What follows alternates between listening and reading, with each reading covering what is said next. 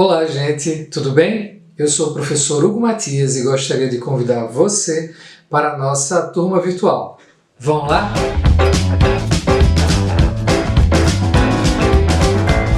Olá, gente, tudo bem? Estamos aqui para mais uma aula. Dessa vez nós vamos falar sobre liderança, tá? Vamos falar um pouco sobre o conceito e uma perspectiva que tem sido muito importante para o entendimento desse fenômeno. Vamos lá?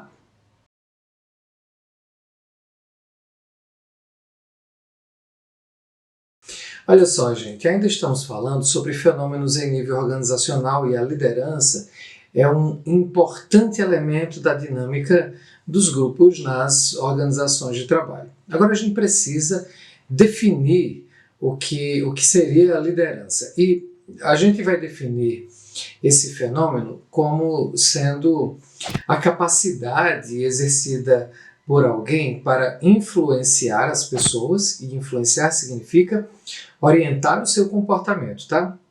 Então, a capacidade para influenciar, para motivar as pessoas e para até mesmo capacitar as pessoas. Então, quando um líder ele exerce influência, ele pode contribuir com a eficácia e o sucesso organizacionais, né? Agora vejam, o que os líderes fazem em uma organização de trabalho, né, basicamente consiste em algumas coisas como, por exemplo, estabelecer uma direção geral para o comportamento, é basicamente nisso que consiste influenciar, mas é também desenvolver uma visão do trabalho para a organização, né, essa visão que é compartilhada com os colaboradores sob a sua influência. Portanto, além de desenvolver a visão, é comunicá-la com eficiência, com certeza. Nesse processo, ele se torna capaz de, e efetivamente realiza isso, engajar as pessoas, né, no trabalho, nas tarefas, né, na busca por um determinado objetivo.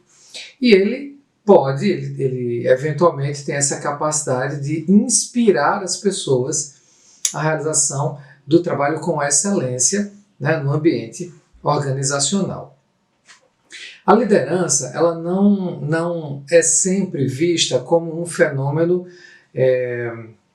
localizado numa pessoa. Né? Nem sempre as organizações fazem uma atribuição específica dessa capacidade de influência e nem sempre as pessoas reconhecem isso em alguém particular. Nós temos também hoje a importante visão segundo a qual a liderança é algo que também pode ser distribuído, né? Então, pensem, por exemplo, numa situação em que um grupo de colaboradores numa determinada organização promove e fomenta algum tipo de mudança, defendem essa mudança e acabam sendo responsáveis por influenciar um grupo maior dentro da organização. Nesse caso, nós temos aí uma liderança distribuída entre as pessoas de um grupo que pode ser menor, mas que pode ser também bem maior. Então, nesse caso, nós estamos diante do fenômeno da liderança compartilhada. E geralmente esse fenômeno ele ocorre sob certas condições, né? Ele necessita de que certas exigências sejam cumpridas, né? A liderança compartilhada para existir. Em primeiro lugar, que entre as pessoas que exercem liderança compartilhada exista essa distribuição para delegar poder e autoridade, né? Essa é a condição primeira e a condição principal para que haja, de fato, liderança compartilhada.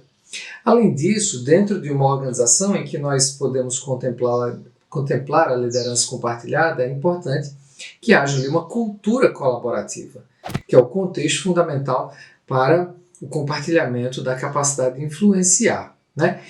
Aliás, uma outra característica importante é que a influência seja feita nesses termos, com uma capacidade de influenciar pela persuasão, né? Em função de que a capacidade de influência está distribuída entre mais pessoas que necessariamente não concentram em si a capacidade de mover outros processos organizacionais que poderiam, né, ser a base para essa influência. Então a persuasão, no caso da liderança compartilhada, vai ser algo de importância fundamental. Quando a gente trata desse tema da liderança, é claro que nos vem à mente a figura de um líder e muito frequentemente a gente pensa a liderança estando sobre alguém em função dos traços que são característicos da liderança que nós encontramos em uma pessoa ou em outra. E essa talvez seja a principal característica do nosso pensamento, da nossa perspectiva sobre a liderança de maneira geral, de que de alguma maneira a liderança está ligada com traços de personalidade. Bom, os traços de personalidade, eles de fato podem servir para prever o surgimento da liderança em alguns contextos específicos. Mas os estudos têm mostrado que esses mesmos traços de personalidade que podem indicar onde surge a liderança, eles acabam não servindo muito para saber ou para prever se a liderança será eficaz ou se ela será ineficaz. Essa é uma limitação muito grande de uma abordagem que tenta entender a liderança por meio de traços de personalidade.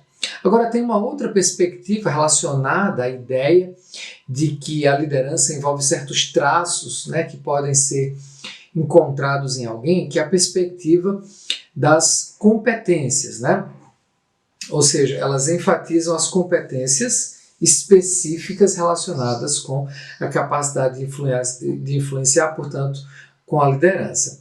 A princípio, se supõe que essas competências elas consistem em características que permitem um desempenho superior.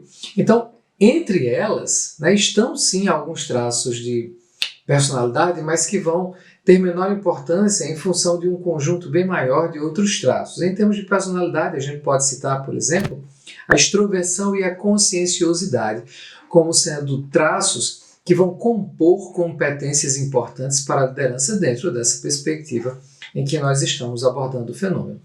Algumas características relacionadas ao autoconceito dos líderes também são importantes. É sempre importante que o autoconceito seja complexo, consistente e claro. Nós já falamos aqui em outro momento sobre personalidade, e aí eu vou colocar aqui no card para vocês acessarem essa aula.